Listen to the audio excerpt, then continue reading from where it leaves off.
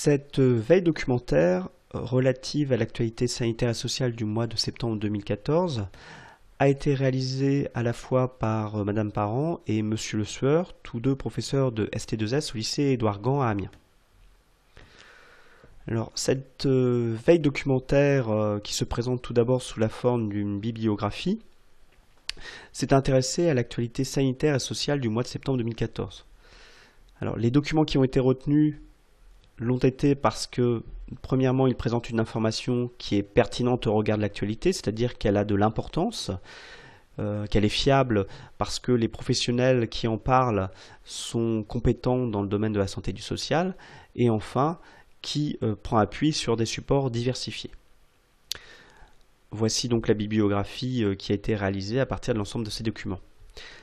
Tout d'abord, pour être assez généraliste, nous avons des supports diversifiés avec des documents, avec un document audiovisuel, celui d'Arte TV, un document audio tiré de France Info, ensuite une multitude de documents tirés de documents écrits, tirés à la fois de magazines spécialisés et puis de la presse de grande distribution. Donc pour essayer un petit peu de voir en quoi ces documents sont pertinents et fiables, on va les regarder ensemble. Donc premièrement, Arte TV, donc on a un document qui est pertinent, qui parle de l'alimentation, c'est notre santé. On sait que l'alimentation est un déterminant et fait partie des facteurs qui vont avoir une incidence sur la santé. Et ici, ce document est fiable puisqu'il prend appui sur des commentaires de professionnels du secteur de la santé. Deuxième document intitulé Pauvreté, 5,60 € par jour pour manger et s'habiller, qui a été collecté sur le site de France Info. Lui aussi est pertinent puisqu'on a une part de plus en plus importante de la population qui est en situation de pauvreté, et c'est également un document fiable avec des professionnels qui commentent la situation actuelle et ses répercussions. Troisième document, générer qu'une consommation inégale selon les régions, issu du Monde. Donc là, on est sur la presse plutôt de grande distribution, donc peut-être un petit peu moins fiable, mais pertinent, puisque nous faisons face actuellement à des difficultés concernant les comptes de la sécurité sociale, et les génériques font partie des solutions qui ont été choisies pour réduire le coût que peuvent représenter les dépenses de santé. Quatrième document issu d'Alternatives économiques, donc qui est un magazine spécialisé de qualité, qui s'intitule Placer les banlieues au cœur du redressement productif, donc qui est également intéressant puisque les banlieues sont des lieux qui sont souvent sous-évalués et qui montrent comment rendre acteurs les habitants de ces quartiers permettrait de revaloriser ces banlieues. Document suivant intitulé Projet de loi vieillissement, ce qu'il faut retenir après le vote de l'Assemblée nationale, issu de la Gazette Santé Sociale, donc un magazine fiable, spécialiste de la santé et du social. Pertinent également cet article puisque nous faisons face de plus en plus à un vieillissement de la population et qu'il est nécessaire pour les pouvoirs publics de réagir. Autre document, l'école entre inégalité et violence, issu de Lien social, donc toujours un magazine fiable, spécialiste du secteur social, et qui aborde les problèmes liés à l'école, puisque l'école est un lieu normalement d'égalité, et qui aujourd'hui fait face à de plus en plus de violences, et qui n'arrive pas à dépasser les inégalités que peuvent rencontrer les populations. Ensuite, on trouve un article intitulé Les alternatives à l'emprisonnement, qui est issu de l'OR2S de Picardie, l'Observatoire régional de la santé et du social, donc également intéressant puisque on est de plus en plus face à des difficultés liées à l'emprisonnement, et d'ailleurs il y a eu des décisions de la part des pouvoirs publics pour justement trouver des alternatives. Donc l'OR2S étant un organisme fiable et qui observe au niveau local donc là les situations des détenus pour ce cas précis. Le document suivant, RSA, la pauvreté monétaire, n'est pas la seule à prendre en compte, donc issu des ASH,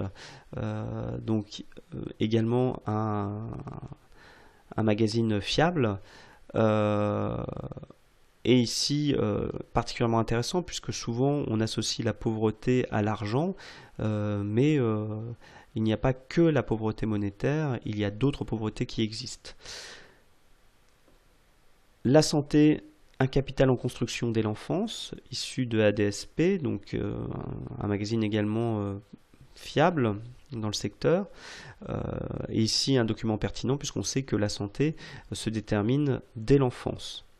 Et enfin, les maladies mentales, les grandes oubliées, tiré du Figaro Dossier Santé, donc qui est, comme Le Monde, de la presse de grande distribution, d'assez bonne qualité, même si c'est peut-être moins fiable que d'autres magazines. Et ici, le thème est intéressant puisqu'on sait que la santé est à la fois physique, mentale et sociale, et que malheureusement, les maladies mentales en France sont encore insuffisamment prises en compte par les pouvoirs publics. Parmi tous ces documents, deux ont été retenus. Le premier, Arte TV, Notre alimentation, c'est notre santé. Alors, on sait que différents déterminants vont avoir une incidence sur la santé. On a tout d'abord les déterminants liés au milieu de vie, c'est-à-dire l'environnement dans lequel on évolue, à la fois liés au lieu de vie, mais aussi aux relations qu'on peut établir avec les autres. Le contexte, politique, économique, le système, notamment notre système de protection sociale, comme celui qui nous permet justement d'avoir accès aux soins, et les habitudes de vie. Alors, c'est ce dernier point qui nous intéresse. Alors, ces habitudes de vie, elles sont liées à différents facteurs, et le facteur qui est évoqué dans cette émission, c'est l'influence de l'alimentation industrielle sur notre santé. Alors cette alimentation industrielle, on peut considérer qu'à terme, elle pourrait être à l'origine d'un problème de santé publique. En effet, cette alimentation industrielle qui est souvent enrichie de graisse, de sucre, mais aussi de différents composants, peut avoir des répercussions sur la santé. Elle en a de toute façon, on arrive à les mesurer quand même grâce à différents indicateurs, puisque cette alimentation industrielle est source de morbidité, c'est-à-dire que la population peut développer des pathologies, comme l'obésité par exemple, ou même les cancers, qu'elle est source de mortalité également, puisque en fonction de ces pathologies, certaines vont raccourcir la durée de vie. Et enfin, elle représente un coût, notamment par rapport aux soins que peuvent représenter les pathologies liées à cette alimentation industrielle. Il semble donc nécessaire que cette problématique de santé publique devienne à terme une priorité de santé publique. Actuellement, il existe déjà le Programme national nutrition santé qui justement donne des recommandations et oriente sur les bonnes habitudes alimentaires, mais l'aspect alimentation industrielle est encore très peu développé. Deuxième document, issu de France Info, et intitulé Pauvreté, 5,60 € par jour pour manger et s'habiller. Alors, en France, nous avons de plus en plus d'individus qui sont confrontés à la pauvreté, donc ce qui est présenté dans ce document, et particulièrement une extrême pauvreté, c'est-à-dire vivre avec 5,60 € par jour pour manger et s'habiller. Cette somme d'argent qui est très très faible, comme on vient de l'évoquer, ne permet pas l'accès aux besoins fondamentaux que sont l'habillement et l'alimentation. Bien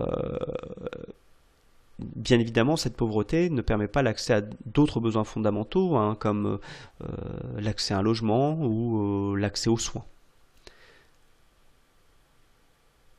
Cette pauvreté a des répercussions sur le bien-être social des individus, puisque les individus ne vont pas pouvoir vivre dans des conditions décentes, et cela aura des répercussions sur leur vie sociale de tous les jours, par exemple. Il est donc nécessaire que les pouvoirs publics prennent en compte cette situation de pauvreté qui est de plus en plus importante dans notre pays, car lutter contre la pauvreté va permettre de maintenir la cohésion sociale. En effet, le fait d'avoir accès à des ressources suffisantes pour pouvoir accéder à accéder à des besoins fondamentaux, d'assouvir ses besoins fondamentaux, est nécessaire pour que l'individu ait un rôle dans la société, puisse se sentir relativement intégré. Et si chaque individu se sent relativement intégré dans la société, ça permet à cette dernière d'être plus cohérente et de favoriser les liens sociaux entre les individus. Voilà, donc cette présentation s'arrête ici. Donc là, on a trouvé finalement des sources qui sont à la fois fiables, pertinentes et diversifiées par rapport à l'actualité.